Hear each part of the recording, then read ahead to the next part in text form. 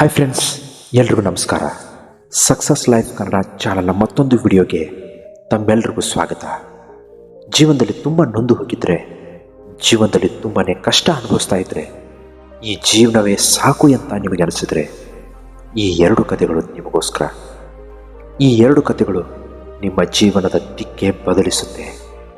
ಹಾಗಾದರೆ ಬನ್ನಿ, ಆ ಎರಡು ಕಥೆಗಳು ಯಾವುವು, ಆ ಕತೆ ನಿಮ್ಮ ಜೀವನದಲ್ಲಿ ನೀವು ಹೇಗೆ ಅಳವಡಿಸ್ಕೋಬೇಕು ಅಂತ ನಾವು ನಿಮ್ಮ ಮುಂದೆ ತಗೊಂಡು ಬಂದಿದ್ದೀವಿ. ಮೊದಲನೇ ಕತೆಗೆ ಬರೋದಾದರೆ, ಒಂದಾನೊಂದು ಕಾಲದಲ್ಲಿ ಒಂದು ದೊಡ್ಡ ಮರ ಇರುತ್ತೆ. ಆ ಮರದಲ್ಲಿ ಸಾವಿರಾರು ಗಿಳಿಗಳು ವಾಸವಾಗಿರುತ್ತೆ. ಅಷ್ಟೊಂದು ದೊಡ್ಡ ಸಂಖ್ಯೆಯ ಗಿಳಿಗಳಿಗೆ ಆ ಮರವೇ ಆಧಾರ ಸ್ತಂಭವಾಗಿರುತ್ತೆ. ಒಂದಿನ ಏನಾಗುತ್ತೆ ಅಂದರೆ, ಒಬ್ಬ ದೊಡ್ಡ ಬೇಟೆಗಾರ ಏನು ಮಾಡ್ತಾನೆ ಅಂದರೆ, ಬೇಟೆಗಾಗಿ ಅಂತ ಕಾಡಿಗೆ ಬರ್ತಾನೆ. ಅವನಿಗೆ ಬೇಟೆಯಾಡುವುದು ಅಂದರೆ ತುಂಬಾ ಇಷ್ಟ. ಅದೊಂದು ಕಸುಬಾಗಿ ಮಾಡಿಕೊಂಡಿರ್ತಾನೆ ಆ ಬೇಟೆಗಾರ. ಒಂದು ದಿನ ಆ ಕಾಡಿಗೆ ಭೇಟಿ ಮಾಡ್ತಾನೆ ಆ ಬೇಟೆಗಾರ. ಇವತ್ತು ಏನಾದರೂ ಆಗಲಿ, ಒಂದು ದೊಡ್ಡ ಪ್ರಾಣಿಯೇ ನನ್ನ ಬೇಟೆಗೆ ಶಿಕಾರಿಯಾಗಬೇಕು ಅಂತ ನಿರ್ಧಾರ ಮಾಡಿಯೇ ಅವನು ಬೇಟೆಗೆ ಅಂತ ಬಂದಿರ್ತಾನೆ. ಆ ಕಡೆ ಈ ಕಡೆ ನೋಡ್ತಾನೆ. ಪ್ರಶಾಂತವಾದ ಸ್ಥಳ. ಬೇಟೆಗೆ ಅಂತ ಬಾಣ ಮತ್ತು ಬಿಲ್ಲಿನ ಜೊತೆನೇ ಬಂದಿರ್ತಾನೆ ಆ ಬೇಟೆಗಾರ. ಆ ಕಡೆ ಈ ಕಡೆ ನೋಡಿ ಚೆನ್ನಾಗಿ ಗುರಿ ಇಟ್ಟು ಆ ಮರದ ಮೇಲೇನೆ ಬಾಣನಿಂದ ಹೊಡಿತಾನೆ. ಆ ಬಾಣ ಜೋರಾಗಿ ಆ ಮರಕ್ಕೆ ಹೋಗಿ ಅಪ್ಪಳಿಸುತ್ತೆ. ಅಲ್ಲಿಂದ ಆ ಸಾವಿರಾರು ಗಿಳಿಗಳು ಆ ಮರದಿಂದ ಹಾರು ಹೋಗುತ್ತೆ.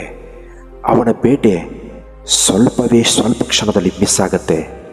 ಅವನು ಜೋರಾಗಿ ಹೊಡೆದ ಆ ಬಾಣ ಆ ಮರದ ರೆಂಪಿಗೆ ಹೋಗಿ ಬೀಳುತ್ತೆ.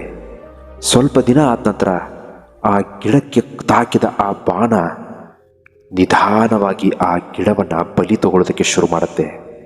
ಆ ಗಿಡಕ್ಕೆ ರೋಗ ಮೆಟ್ಕೊಳ್ಳುತ್ತೆ. ಅಲ್ಲಿಂದ ಸಾವಿರಾರು ಗಿಳಿಗಳು ತಮ್ಮ ಆಶ್ರಯವನ್ನು ಬೇರೆ ಕಡೆಗೆ ಶಿಫ್ಟ್ ಮಾಡಿಕೊಳ್ಳುತ್ತೆ. ಎಲ್ಲ ಗಿಳಿಗಳು ಆ ಮರವನ್ನು ಬಿಟ್ಟು ಹೋಗೋದಕ್ಕೆ ಶುರು ಮಾಡುತ್ತೆ. ಸ್ನೇಹಿತರೆ, ಆ ಬೇಟೆಗಾರ ಹೊಡೆದ ಬಾಣಕ್ಕೆ ಆ ಮರದ ಎಲೆಗಳೆಲ್ಲವೂ ಉದುರಿ ಹೋಗೋಕ್ಕೆ ಸ್ಟಾರ್ಟ್ ಆಗುತ್ತೆ. ಅದರಿಂದ ಆ ಮರದ ಆಯುಷ್ಯ ಕಡಿಮೆ ಆಗ್ತಾ ಬರುತ್ತೆ.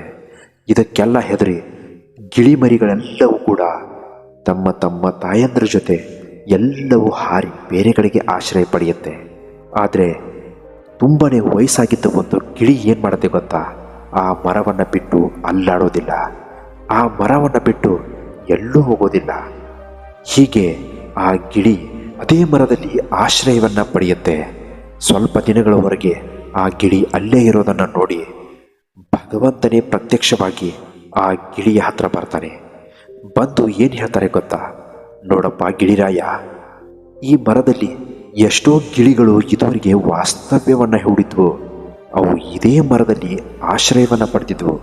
ಆದರೆ ಈ ಮರಕ್ಕೆ ಅಂಟಿಕೊಂಡ ರೋಗಕ್ಕೆ ಎಲ್ಲ ಗಿಳಿಗಳು ಹಾರಿ ಹೋಗಿ ಬೇರೆ ಕಡೆ ಆಶ್ರಯ ಪಡೆದಿವೆ ಅಲ್ವಾ? ಹಾಗಾದರೆ ನೀನು ಯಾಕೆ ಇದೇ ಮರದ ಮೇಲೆ ವಾಸವಾಗಿರುವೆ? ಈ ಮರ ಈಗ ಯಾವುದಕ್ಕೂ ಪ್ರಯೋಜನ ಇಲ್ಲಪ್ಪ. ಈ ಮರದಿಂದ ನಿನಗೆ ಯಾವ ಲಾಭವೂ ಇಲ್ಲ. ಇದು ನೋಡು, ಇದರ ಎಲೆಗಳು, ಇದರ ರೆಂಬೆ ಕೊಂಬೆಗಳು ಎಲ್ಲವೂ ಒಣಗಿ ಹೋಗಿವೆ. ಜೋರಾದ ಬಿಸಿಲು ಕೂಡ ಇದೆ. ಇಂತಹ ಬಿಸಿಲಲ್ಲಿ ನೀನು ಒಬ್ಬನೇ ಈ ಮರದ ಮೇಲೆ ಯಾಕೆ ವಾಸವಾಗಿದ್ದೀಯಾ? ನಿನಗೆ ಬದುಕೋ ಆಸೆನೇ ಇಲ್ವಾ? ನೋಡೋದಕ್ಕೆ ಎಷ್ಟೊಂದು ಚೆನ್ನಾಗಿದೆಯಾ? ನೋಡು ಗಿಳಿರಾಯ, ನಿನಗೆ ವಯಸ್ಸಾಗಿದೆ, ಅದನ್ನು ನಾನು ಒಪ್ಕೋತೀನಿ. ಹಾಗಂದ ಮಾತ್ರಕ್ಕೆ ನಿನ್ನ ಸಾವು ಇಲ್ಲಿಯೇ ಆಗಬೇಕಂದೇನೂ ಇಲ್ಲ. ನಿನ್ನ ಜೀವನದಲ್ಲಿ ನೀನು ಬೇಜಾರಾಗಿರೋದಕ್ಕೆ ಬೇರೆ ಕಾರಣವೂ ಇಲ್ಲ. ಹಾಗಿದ್ಮೇಲೆ ಈ ಮರದಲ್ಲಿ ಯಾಕೆ ವಾಸವಾಗಿದ್ದೀಯಾ? ಹೋಗು, ಈ ಮರದಿಂದ ಬೇರೆ ಮರಕ್ಕೆ ಹಾರಿ ಹೋಗು. ಆ ಮರದಲ್ಲಿ ನೀನು ವಾಸ್ತವ್ಯವನ್ನು ಹೂಡು, ಆರಾಮಾಗಿ ಬದುಕು. ಈ ಮರದಿಂದ ನಿನಗೆ ಯಾವ ಪ್ರಯೋಜನವೂ ಇಲ್ಲ.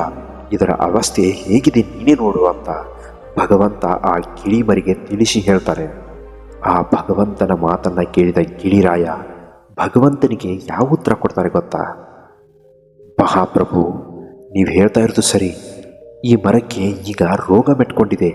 ಈ ಮರದಿಂದ ನನಗೆ ಯಾವ ಪ್ರಯೋಜನ ಇಲ್ಲ, ಅದೆಲ್ಲವೂ ಸರಿ. ಆದರೆ ಕೆಲವು ವರ್ಷಗಳ ಹಿಂದೆ ನಾನು ಇಲ್ಲಿಯೇ ಹುಟ್ಟಿದ್ದೆ. ನನ್ನ ಹುಟ್ಟು ಇಲ್ಲೇ ಆಯಿತು. ಮಹಾಪ್ರಭು, ನಾನು ಇಲ್ಲೇ ಹುಟ್ಟಿ ಇಲ್ಲೇ ಬೆಳೆದು ಈ ಮರದಲ್ಲಿಯೇ ದೊಡ್ಡವನಾಗಿ ಬೆಳೆದಿದ್ದೀನಿ. ನನಗೆ ಈ ಮರ ಕೊಟ್ಟಿರುವ ಆಶ್ರಯ ಬೇರೆ ಯಾರೂ ನನಗೆ ಕೊಟ್ಟಿಲ್ಲ. ಈ ಮರದಲ್ಲಿ ನಾನು ಎಷ್ಟೋ ಸುಖದ ಸಂತೋಷದ ಅನುಭವಗಳನ್ನು ಕಳೆದಿದ್ದೀನಿ. ನನಗೆ ಈ ಮರ ಚಳಿಯಲ್ಲಿ, ಬಿಸಿಲಿನಲ್ಲಿ, ಮಳೆಯಲ್ಲೂ ಕೂಡ ತುಂಬ ಆಶ್ರಯ ನೀಡಿದೆ. ಈ ಮರದಿಂದ ನನ್ನ ಜೀವನ ತುಂಬಾ ಚೆನ್ನಾಗಿ ಕಳೆದಿದ್ದೀನಿ. ಈಗ ಈ ಮರಕ್ಕೆ ರೋಗ ಮೆತ್ಕೊಂಡಿದೆ ಅಂದರೆ ನಾನು ಈ ಮರವನ್ನು ಬಿಟ್ಟೋಕ್ಕಾಗುತ್ತಾ? ನನಗೆ ಇಷ್ಟೊಂದು ಆಶ್ರಯ ನೀಡಿರುವ ಈ ಮರ ನಾನು ಈಗ ಬಿಟ್ಟು ಹೋಗೋದು ಯಾವ ನ್ಯಾಯ ಪ್ರಭು? ನನಗೆ ಇಷ್ಟೊಂದು ಸಹಾಯ ಮಾಡಿರುವ ಈ ಮರಕ್ಕೆ ನಾನು ಯಾವುದೇ ಕಾರಣಕ್ಕೂ ಅನ್ಯಾಯ ಮಾಡಲ್ಲ. ನನ್ನ ಹುಟ್ಟಿಗೆ, ನನ್ನ ಬೆಳವಣಿಗೆಗೆ, ನನ್ನ ಸುಂದರ ಕ್ಷಣಗಳಿಗೆ ಕಾರಣವಾಗಿರುವ ಈ ಮರವನ್ನು ನಾನು ಬಿಟ್ಟು ಹೋದರೆ ಈ ಮರಕ್ಕೆ ಅನ್ಯಾಯ ಮಾಡಿದಂತಾಗತ್ತೆ. ಆದ್ದರಿಂದ ಯಾವುದೇ ಕಾರಣಕ್ಕೂ ನಾನು ಸತ್ರು ಸರಿ ಈ ಮರದಲ್ಲಿಯೇ ಸಾಯ್ತೀನಿ ಹೊರತು ಈ ಮರವನ್ನು ಬಿಟ್ಟು ಹೋಗೋದಿಲ್ಲ. ಈ ಮರದಿಂದ ಎಷ್ಟೋ ಜನ, ಎಷ್ಟೋ ಪ್ರಾಣಿಗಳು, ಪಕ್ಷಿಗಳು ಆಶ್ರಯ ಪಡೆದಿವೆ. ಆದರೆ ಈ ಮರಕ್ಕೆ ಯಾರೂ ಸಹಾಯ ಮಾಡ್ತಾ ಇಲ್ಲ ಪ್ರಭು. ಆದ್ದರಿಂದ ಈ ಮರದ ಕಷ್ಟದ ಜೊತೆ, ದುಃಖ ಜೊತೆ ನಾನಿದ್ದೀನಿ. ಇದರ ಕಷ್ಟಗಳನ್ನು, ದುಃಖಗಳನ್ನು ನಾನೂ ಕೂಡ ಹಂಚ್ಕೋತೀನಿ ಪ್ರಭು. ನನಗನಿಸಿದ ಒಂದು ಮಾತನ್ನು ಹೇಳ್ತೀನಿ. ಬರೀ ಸುಖದಲ್ಲಿ, ಸಂತೋಷದಲ್ಲಿ ಪಾಲುದಾರರಾದರೆ ಏನು ಪ್ರಯೋಜನ? ಕಷ್ಟದಲ್ಲೂ, ನಷ್ಟದಲ್ಲೂ, ದುಃಖದಲ್ಲೂ ನಾವು ಅವ್ರ ಜೊತೆ ಇರಬೇಕಲ್ವಾ? ನಮಗೆ ಯಾರು ಸಹಾಯ ಮಾಡಿದಾರೋ ಅವ್ರ ಜೊತೆ ನಾವು ಅವ್ರ ದುಃಖದಲ್ಲಿ ಪಾಲುದಾರರಾಗಬೇಕಲ್ವಾ ಅಂತಂತೆ. ಗಿಳಿಯ ಮಾತುಗಳನ್ನು ಕೇಳಿದ ಭಗವಂತನಿಗೆ ತುಂಬಾ ಸಂತೋಷ ಆಗತ್ತೆ. ಭಗವಂತನ ಮೈ ಚುಮ್ಮೆನ್ನತ್ತೆ. ಭಗವಂತ ಆ ಗಿಳಿಗೆ ಹೇಳ್ತಾರೆ, ನಿಮ್ಮ ಮಾತುಗಳನ್ನು ಕೇಳಿದ ನನಗೆ ತುಂಬಾ ಸಂತೋಷ ಆಯಿತು. ಹೇಳಪ್ಪ, ನಿನಗೆ ಯಾವ ವರ ಬೇಕು ಅದನ್ನು ನೀನು ಕೇಳು, ಅದನ್ನು ಇಲ್ಲಿಯೇ ದಯಪಾಲಿಸಿ ಇಲ್ಲಿಂದ ಹೊರಟೋಗ್ತೀನಿ ಅನ್ನುತ್ತಾರೆ. ಭಗವಂತನ ಮಾತುಗಳನ್ನ ಕೇಳಿಸಿಕೊಂಡ ಗಿಳಿ, ನಾನು ಹುಟ್ಟಿ ಬೆಳೆದ ಈ ಮರ ಮೊದಲನೇ ಥರ ಆಗಬೇಕು, ಇದಕ್ಕೆ ಯಾವುದೇ ರೋಗ ಮೆತ್ಕೊಳ್ಳದೆ ಇದು ಆರಾಮಾಗಿರಬೇಕು ಅಂತ ವರ ಕೇಳುತ್ತೆ. ಭಗವಂತ ಆ ಗಿಳಿಯ ವರವನ್ನು ಅದೇ ಕ್ಷಣದಲ್ಲಿ ದಯಪಾಲಿಸ್ತಾರೆ. ಆ ಮರ ಮತ್ತೆ ಎಲೆಗಳಿಂದ ಚಿಗುರಿ ಮೊದಲಿನ ತರಹ ಆಗತ್ತೆ. ಆ ಗಿಳಿಗೆ ತುಂಬಾ ಸಂತೋಷ ಆಗುತ್ತೆ. ಡಿಯರ್ ಫ್ರೆಂಡ್ಸ್, ಕಥೆಯ ಮುಖ್ಯ ಉದ್ದೇಶ ಏನಂದರೆ, ನಮ್ಮ ಕಷ್ಟದಲ್ಲಿ, ನಮ್ಮ ನಷ್ಟದಲ್ಲಿ, ನಮ್ಮ ದುಃಖದಲ್ಲಿ ನಮ್ಮ ಜೊತೆ ಯಾರಿರ್ತಾರೋ ಅವರನ್ನು ನಾವು ಈ ಪ್ರಪಂಚದಲ್ಲಿ ಯಾವತ್ತಿಗೂ ನಮ್ಮ ಕೊನೆ ಉಸಿರಿವರೆಗೂ ಮರಿಬಾರ್ದು. ಸುಖದಲ್ಲಿ ಎಲ್ಲರೂ ಸಿಗ್ತಾರೆ, ಸಂತೋಷದಲ್ಲೂ ಎಲ್ಲರೂ ಸಿಗ್ತಾರೆ, ಮೋಜು ಮಸ್ತಿ ಪಾರ್ಟಿ ಎಲ್ಲರೂ ಮಾಡ್ತಾರೆ. ಆದರೆ ನಮ್ಮ ದುಃಖದಲ್ಲಿ, ನಮ್ಮ ಕಷ್ಟದಲ್ಲಿ, ನಮ್ಮ ಬದುಕಿನ ಏಳಿಗಾಗಿ ಯಾರು ನಮ್ಮ ಜೊತೆ ಇರ್ತಾರೋ, ಯಾರು ನಮ್ಮ ಜೊತೆ ಕಷ್ಟಪಟ್ಟಿರ್ತಾರೋ, ನಮ್ಮ ಕಷ್ಟಗಳಲ್ಲಿ ಯಾರು ನಮ್ಮ ಪಾಲುದಾರರಾಗಿರ್ತಾರೋ ಅವರನ್ನು ಯಾವುದೇ ಕಾರಣಕ್ಕೂ ನಾವು ಮರಿಬಾರ್ದು. ಅಂತಹ ಬದುಕು ಯಾವತ್ತಿಗೂ ಉನ್ನತಿ ಪಡೆಯೋದಿಲ್ಲ. ನಾವು ಯಾವತ್ತಿಗೂ ಅಂತಹ ಬದುಕನ್ನು ಬದುಕಬಾರ್ದು. ನಮ್ಮ ಕಷ್ಟದಲ್ಲಿ, ನಮ್ಮ ನಷ್ಟದಲ್ಲಿ ಯಾರು ನಮ್ಮ ಜೊತೆ ಇರ್ತಾರೋ ಅವ್ರ ಜೊತೆ ನಾವಿರಬೇಕು. ಡಿಯರ್ ಫ್ರೆಂಡ್ಸ್, ಇನ್ನು ಎರಡನೇ ಕತೆಗೆ ಬರೋದಾದರೆ, ಒಂದೂರಲ್ಲಿ ಒಬ್ಬ ಭಿಕ್ಷುಕ ಇರ್ತಾನೆ. ಭಿಕ್ಷುಕನ ಪ್ರತಿದಿನದ ದಿನಚರಿ ಹೇಗಿತ್ತು ಅಂದರೆ, ಒಂದು ರೈಲ್ವೆ ಸ್ಟೇಷನ್ನಿಂದ ಮತ್ತೊಂದು ರೈಲ್ವೆ ಸ್ಟೇಷನ್ಗೆ ರೈಲಿನ ಮುಖಾಂತರ ಹೋಗಿ ಅಲ್ಲಿ ಭಿಕ್ಷೆ ಬೇಡಿ ತನ್ನ ಜೀವನವನ್ನು ಸಾಗಿಸ್ತಾ ಇದ್ದ. ಹೀಗೆ ಒಂದು ದಿನ ಅವನು ಒಂದು ರೈಲಿನ ಮುಖಾಂತರ ಮತ್ತೊಂದು ಸ್ಟೇಷನ್ಗೆ ಹೋಗಿ ಭಿಕ್ಷೆ ಬೇಡ್ತಿರುವಾಗ ಅವನಿಗೆ ಒಬ್ಬ ಶ್ರೀಮಂತ ವ್ಯಕ್ತಿ ಭೇಟಿಯಾಗ್ತಾನೆ. ಅವರು ತಮ್ಮ ಕೆಲಸಕ್ಕೆ, ತಮ್ಮ ಪಾಡಿಗೆ ಹೋಗ್ತಾ ಇರ್ತಾರೆ.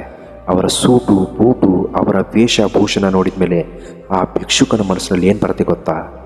ಇವರು ದೊಡ್ಡ ಶ್ರೀಮಂತರಿರ್ಬೋದು, ಇವ್ರ ಹತ್ರ ಹೋದರೆ ಒಂದು 500-1000 ರೂಪಾಯಿ ಸಿಗ್ಬೋದು, 2 ದಿನ ಆರಾಮಾಗಿ ಕೂತು ತಿನ್ಬೋದು ಅಂತ ಅವನು ಯೋಚನೆ ಮಾಡಿ ಅವ್ರ ಹತ್ರ ಹೋಗಿ ಹೀಗೆ ಕೈ ಮಾಡ್ತಾನೆ.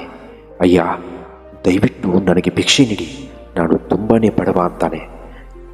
ಆಗ ಆ ಸೂಟು ಬೂಟು ಧರಿಸಿದ ವ್ಯಕ್ತಿ ಆ ಭಿಕ್ಷುಕನಿಗೂ ಕೂಡ ಕೈ ಮಾಡಿ ತೋರಿಸ್ತಾರೆ. ನನಗೂ ಭಿಕ್ಷೆ ಹಾಕಪ್ಪ ಅಂತಾರೆ. ಆಗ ಆ ಭಿಕ್ಷುಕನಿಗೆ ತುಂಬಾ ಆಶ್ಚರ್ಯ ಆಗತ್ತೆ.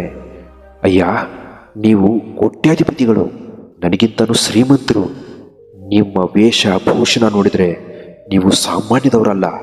ಇಂತಹ ದೊಡ್ಡ ಮನುಷ್ಯರಾಗಿರೋ ನೀವು ನನ್ನಂತಹ ಭಿಕ್ಷುಕನಿಗೆ ಕೈ ಮಾಡಿ ಭಿಕ್ಷೆ ನೀಡಿ ಅಂತ ಹೇಳ್ತಿದ್ದೀರಲ್ಲ, ನನಗಿದನ್ನು ನಂಬಕ್ಕಾಗ್ತಾ ಇಲ್ಲ ಪ್ರಭು ಅಂತಾರೆ. ಆಗ ಆ ಸೂಟು ಬೂಟು ಧರಿಸಿದ ವ್ಯಕ್ತಿ ಆ ಭಿಕ್ಷುಕನಿಗೆ ಹೇಳ್ತಾರೆ, ನೋಡಪ್ಪ, ನಾನು ನಿನಗೆ ಕೊಡುವ ಮೊದಲು ನೀನು ನನಗೆ ಏನಾದರೂ ಕೊಡಬೇಕಲ್ವಾ? ನಾನು ನಿನಗೆ 1000 ರೂಪಾಯಿ ಕೊಡ್ತೀನಿ, ಅದ್ರ ಬದಲಾಗಿ ನೀನು ನನಗೇನು ಕೊಡ್ತೀಯಾ ಅಂತ ಕೇಳ್ತಾನೆ. ಭಿಕ್ಷುಕ ಒಂದು ಕ್ಷಣ ಶಾಕ್ ಆಗಿ ಆ ಸೂಟು ಬೂಟು ಧರಿಸಿದ ವ್ಯಕ್ತಿಗೆ ಹೇಳ್ತಾನೆ, ಅಯ್ಯ ಪ್ರಭು, ನೀವು ದೊಡ್ಡ ಮನುಷ್ಯರು, ಧನವಂತರು, ಆಸ್ತಿವಂತರು, ನಾನೊಬ್ಬ ಬಡ ಭಿಕ್ಷುಕ, ನನ್ನ ಹತ್ರ ನಿಮಗೆ ಕೊಡೋದಕ್ಕೆ ಏನಿದೆ ಪ್ರಭು? ನಾನಂತೂ ಅತ್ಯಂತ ಭಿಕಾರಿ, ನನ್ನ ಹತ್ರ ಏನೂ ಇಲ್ಲ ಪ್ರಭು. ಆಗ ಆ ವ್ಯಕ್ತಿ ಹೇಳ್ತಾನೆ, ನಿನ್ನ ಹತ್ರ ಕೊಡೋದಕ್ಕೆ ಏನೂ ಇಲ್ಲ ಅಂದರೆ ನಿನಗೆ ಬೇಡೋದಕ್ಕೂ ಹಕ್ಕಿಲ್ಲಪ್ಪ. ಯಾವುದೇ ಕಾರಣಕ್ಕೂ ಈ ತರಹ ಭಿಕ್ಷೆ ಬೇಡಿ ಬದುಕೋದಕ್ಕಿಂತ ಸಾಯೋದೇ ಮೇಲು ಅಂತಾನೆ. ಆ ಸೂಟು ಬೂಟು ಧರಿಸಿದ ವ್ಯಕ್ತಿಯ ಮಾತುಗಳನ್ನು ಕೇಳಿದ ಭಿಕ್ಷುಕನಿಗೆ ಒಂದು ಕ್ಷಣ ಅವಮಾನ ಆಗತ್ತೆ. ಅಲ್ಲಿಂದ ಆ ಭಿಕ್ಷುಕ ಹೊರಟು ಹೋಗಿ ಒಂದು ದಿನ ಯೋಚನೆ ಮಾಡ್ತಾ ಕೂತಾನೆ. ನಾನು ಏನು ಮಾಡಬೇಕು, ಏನು ಮಾಡಿದರೆ ಸರಿಯಾಗತ್ತೆ? ಆ ಶ್ರೀಮಂತ ವ್ಯಕ್ತಿ ಹೇಳಿದ ಮಾತು ಸರಿಯಾಗಿ ಇದೆಯಲ್ಲ. ನನ್ನ ಕೈಯಿಂದ ಏನು ಕೊಡೋದಕ್ಕೆ ಆಗಲ್ಲ ಅಂದಮೇಲೆ ನನಗೆ ಬೇಡೋದಕ್ಕೂ ಕೂಡ ಹಕ್ಕಿಲ್ಲ. ಆ ವ್ಯಕ್ತಿ ಹೇಳಿದ್ದು ಸರಿ, ನಾನು ನಾಳೆಯಿಂದ ಏನಾದರೂ ಮಾಡಲೇಬೇಕು ಅಂತ ಯೋಚನೆ ಮಾಡ್ತಾನೆ. 6ನೇ ದಿನ ಆ ಭಿಕ್ಷುಕ ಏನು ಮಾಡ್ತಾನೆ ಅಂದರೆ ರೈಲ್ವೆ ಸ್ಟೇಷನ್ನ ಪಕ್ಕದಲ್ಲಿರುವ ಒಂದು ಚಿಕ್ಕ ಹೂವಿನ ಗಿಡ ನೋಡ್ತಾನೆ. ಅದರಲ್ಲಿ 10ರಿಂದ 15 ಹೂವುಗಳು ಆ ಗಿಡವನ್ನು ಆಕ್ರಮಿಸಿಕೊಂಡಿರುತ್ತೆ. ಅದನ್ನು ನೋಡಿದ ಆ ಭಿಕ್ಷುಕ ಪಟಪಟನೆ ಆ ಹೂವುಗಳನ್ನ ಕಿತ್ಕೋತಾನೆ. ಹೂವುಗಳನ್ನು ಕಿತ್ಕೊಂಡ ತಕ್ಷಣ ಭಿಕ್ಷೆ ಬಿಡೋದಕ್ಕೆ ಅಂತ ಹೋಗ್ತಾನೆ. ಯಾರ ಹತ್ರ ಭಿಕ್ಷೆ ಬಿಡ್ತಾನೋ ಅವರ ಕೈಗೆ ಮೊದಲು ಹೂವನ್ನು ಇಡ್ತಾನೆ. ಆಮೇಲೆ ಆ ಭಿಕ್ಷುಕ ಮುಂದೆ ಕೈ ಮಾಡ್ತಾನೆ. ಆಗ ಅಲ್ಲಿದ್ದವರೆಲ್ರಿಗೂ ಆ ಒಂದು ಕ್ಷಣ ಆಶ್ಚರ್ಯ ಆಗುತ್ತೆ. ಇವನೇನಪ್ಪ ಡಿಫ್ರೆಂಟಾಗಿ ಭಿಕ್ಷೆ ಬಿಡ್ತಾ ಇದ್ದಾನಲ್ಲ, ಏನೋ ಒಂದು ಒಳ್ಳೆಯ ಪ್ರಯತ್ನ ಮಾಡ್ತಾನಿದ್ದಾನೆ ಅಂತ ಎಲ್ಲರೂ ಅವನಿಗೆ ಭಿಕ್ಷೆ ಹಾಕ್ತಾರೆ. ಅವನಿಗೆ ಆ ಪ್ಲ್ಯಾನ್ ತುಂಬಾ ಒಳ್ಳೆಯದು ಅನಿಸುತ್ತೆ. ಹೀಗೆ ಅವನು ಎಲ್ಲ ಕಡೆನೂ ಅದೇ ರೀತಿ ಭಿಕ್ಷೆ ಬಿಡ್ತಾ ಇರ್ತಾನೆ. ಒಂದು ದಿನ ಅದೇ ಸೂಟು ಬೂಟು ಧರಿಸಿದ ವ್ಯಕ್ತಿ ಅವನ ಕಣ್ಣಿಗೆ ಕಾಣಿಸ್ತಾರೆ. ಪಟಪಟನೆ ಓಡಿ ಅವ್ರ ಹತ್ರ ಹೋಗ್ತಾನೆ. ಓಡಿ ಹೋಗಿ ಅವ್ರ ಕೈಗೆ ಹೂವನ್ನಿಡ್ತಾನೆ. ಹೀಗೆ 4ರಿಂದ 5 ದಿನಗಳ ಹಿಂದೆ ನೀವು ನನ್ನ ಕಣ್ಣಿಗೆ ಬಿದ್ದಿದ್ರಿ. ನಾನು ನಿಮ್ಮ ಹತ್ರ ಭಿಕ್ಷೆ ಬೇಡುವಾಗ ನೀವು ನನಗೆ ಒಂದು ಮಾತನ್ನು ಹೇಳಿದ್ರಿ.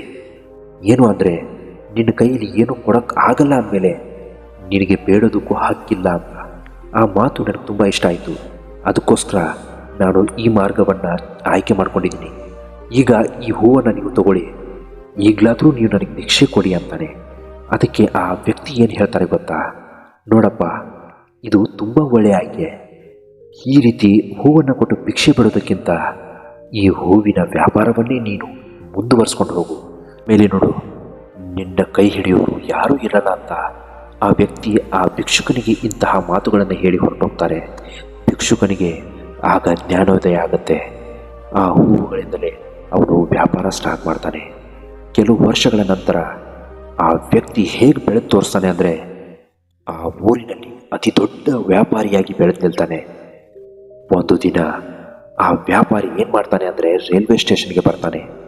ಆ ವ್ಯಕ್ತಿಯ ಅದೃಷ್ಟ ನೋಡಿ, ಅವನು ಬಂದ ದಿನವೇ ಆ ಸೂಟು ಬೂಟು ಧರಿಸಿದ ವ್ಯಕ್ತಿ ಕೂಡ ಅಲ್ಲಿ ಅವನಿಗೆ ಕಾಣಿಸ್ತಾರೆ. ತಕ್ಷಣವೇ ಅವನ ಹತ್ರ ಹೋಗಿ, ಸರ್, ನನ್ನ ಪರಿಚಯ ನಿಮಗಿದೆಯಾ? ಆ ವ್ಯಕ್ತಿ ಹೇಳ್ತಾನೆ, ಇಲ್ಲ ಸರ್, ನಾನು ಇದೇ ಮೊದಲು ನಿಮ್ಮನ್ನು ನೋಡ್ತಾ ಇರೋದು. ಇಲ್ಲ ಸರ್, ನಾನು ನಿಮ್ಮನ್ನು 3 ಸಲ ಭೇಟಿಯಾಗ್ತಾ ಇದ್ದೀನಿ. ಈಗ ಹಿಂದೆ 2 ಸಲ ನಾನು ನಿಮ್ಮ ಮುಂದೆ ಭೇಟಿಯಾಗಿದ್ದೀನಿ. ಆಗ ಆ ವ್ಯಕ್ತಿ ಹೇಳ್ತಾರೆ, ಇಲ್ಲ ಸರ್, ಯಾವುದೇ ಕಾರಣಕ್ಕೂ ನಾನು ನಿಮ್ಮನ್ನು ಭೇಟಿಯಾಗಿರೋದಕ್ಕೆ ಸಾಧ್ಯವೇ ಇಲ್ಲ. ನಾನು ನಿಮ್ಮನ್ನು ನೋಡ್ತಾ ಇರೋದು ಇದೇ ಮೊದಲನೇ ಸಲ. ಆಗ ಆ ವ್ಯಕ್ತಿ ಏನು ಹೇಳ್ತಾರೆ ಗೊತ್ತಾ? ಸರ್, ನಾನೊಬ್ಬ ಭಿಕ್ಷುಕನಾಗಿದ್ದೆ. ಇದೇ 2 ವರ್ಷಗಳ ಹಿಂದೆ ನಾನು ನಿಮ್ಮ ಹತ್ರ ಭಿಕ್ಷೆ ಬೇಡುವಾಗ ನೀವು ನನಗೆ ಒಳ್ಳೆಯ ಪ್ಲ್ಯಾನನ್ನು ಹೇಳಿಕೊಟ್ರಿ. ಆ ಹೂವಿನಿಂದ ನಾನು ಈಗ ದೊಡ್ಡ ವ್ಯಾಪಾರಿಯಾಗಿ ಉದ್ಯಮಿಯಾಗಿ ಬೆಳೆದು ನಿಂತಿದ್ದೀನಿ. ನನ್ನ ಈ ಬೆಳವಣಿಗೆಗೆ ನೀವೇ ಕಾರಣರು. ನಿಮ್ಮಿಂದನೇ ನಾನು ಈ ಮಟ್ಟಕ್ಕೆ ಬೆಳೆದಿದ್ದೀನಿ ಅಂತ ಆ ವ್ಯಕ್ತಿಗೆ ಹೇಳ್ತಾರೆ. ಡಿಯರ್ ಫ್ರೆಂಡ್ಸ್, ಕಥೆಯ ಉದ್ದೇಶ ಏನು ಅಂತ ನಿಮಗೆ ಈಗಾಗಲೇ ಗೊತ್ತಾಗಿರಬಹುದು. ಯಾವುದೇ ಒಬ್ಬ ವ್ಯಕ್ತಿ ಬೆಳಿಬೇಕು ಅಂದರೆ, ಉದ್ಧಾರ ಆಗಬೇಕು ಅಂದರೆ ಅವನು ಶ್ರಮ ಪಡಬೇಕು, ಕಷ್ಟಪಡಬೇಕು, ಅವನ ಶಕ್ತಿ ಏನು ಅಂತ ತಿಳಿದು ಕೆಲಸ ಮಾಡಬೇಕು. ನೀವು ಬೆಳಿಬೇಕು ಅಂದರೆ ಆ ಶಕ್ತಿ ನಿಮ್ಮಲ್ಲೇ ಇದೆ. ಆ ಶಕ್ತಿಯನ್ನು ಗುರುತಿಸಿ ಅದನ್ನು ಹೊರಗೆ ತೊಗೊಂಬನ್ನಿ. ಅವ್ರು ಹಿಂಗೆ ಮಾಡಿದ್ರು, ಇವ್ರು ನಮ್ಮ ಮನಸ್ಸಿಗೆ ನೋವು ಮಾಡಿದ್ರು, ನಮಗೆ ಪ್ರತಿದಿನ ಕಷ್ಟನೇ ಗತಿ. ದೇವರು ನಮಗೆ ಅಂತಹ ಕಷ್ಟಗಳನ್ನು ಯಾಕೆ ಕೊಡ್ತಾ ಇದ್ದಾನೆ, ದೇವರು ನಮ್ಮನ್ನೇ ಯಾಕೆ ಕಷ್ಟದ ಕೂಪದಲ್ಲಿ ತಳ್ಳಿದ್ದಾನೆ ಅಂತ ಯೋಚನೆ ಮಾಡಿ ಕೊರಗೋ ಬದಲು ನೀವು ಎಲ್ಲ ಕಷ್ಟಗಳಿಂದ ಆಚೆ ಬರಲು ನಿಮ್ಮಲ್ಲಿಯೇ ಆ ಅದ್ಭುತ ಶಕ್ತಿಯೊಂದಿದೆ, ಅದನ್ನು ಹೊರಗಡೆ ತನ್ನಿ. ಆತ್ಮವಿಶ್ವಾಸದಿಂದ ಕೆಲಸ ಮಾಡಿ, ಶುದ್ಧ ಮನಸ್ಸಿನಿಂದ ಕೆಲಸ ಮಾಡಿ, ಪ್ರತಿಫಲದ ನಿರೀಕ್ಷೆ ಮಾಡಬೇಡಿ. ಜೀವನದಲ್ಲಿ ಒಂದು ಗುರಿಯನ್ನು ಇಟ್ಕೊಳ್ಳಿ. ನಾನು ಆ ಕೆಲಸವನ್ನು ಮಾಡಬಲ್ಲೆ, ಅದನ್ನು ನಾನು ಮಾಡಿಯೇ ತೀರ್ತೀನಿ, ನನ್ನಿಂದ ಆ ಕೆಲಸ ಸಾಧ್ಯ. ಹೀಗೆ ನೀವು ಮನಸ್ಸಿನಲ್ಲಿ ಅಂದ್ಕೊಂಡು ಕೆಲಸ ಮಾಡಿ, ಯಾವುದೇ ಕಾರಣಕ್ಕೂ ಆ ಕೆಲಸ ವಿಫಲವಾಗುವುದಿಲ್ಲ. ಇಂತಹ ಮತ್ತಷ್ಟು ಮೋಟಿವೇಶ್ನಲ್ ವಿಡಿಯೋಗಳಿಗೋಸ್ಕರ ನಮ್ಮ ಚಾನಲ್ನ ದಯವಿಟ್ಟು ಸಬ್ಸ್ಕ್ರೈಬ್ ಮಾಡ್ಕೊಳ್ಳೋದನ್ನು ಮಾತ್ರ ಮರಿಬೇಡಿ. ವಿಡಿಯೋ ಇಷ್ಟ ಆಗಿದ್ದರೆ ದಯವಿಟ್ಟು ವಿಡಿಯೋನ ಲೈಕ್ ಮಾಡಿ. ಮತ್ತೊಂದು ವಿಡಿಯೋದೊಂದಿಗೆ ಮತ್ತೆ ಭೇಟಿಯಾಗ್ತೀವಿ. ನಮಸ್ಕಾರ, ಎಲ್ರಿಗೂ ಒಳ್ಳೆಯದಾಗಲಿ.